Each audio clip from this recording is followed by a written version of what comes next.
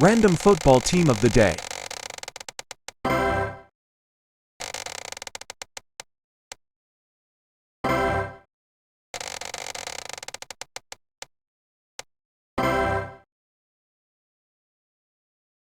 Rolsen vi en längre sending fra Eknar i Holvo, Rasmus Dan Sørensen snittar, og så skårar Bjarke Nilsen annan distin av Rea.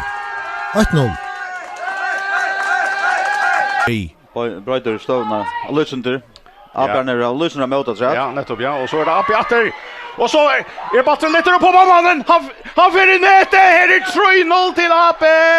Og det var atter Dion Split. Hva det som henter her? Arjon. Vi har spalt i 24 minutter, og Abbi 8-3.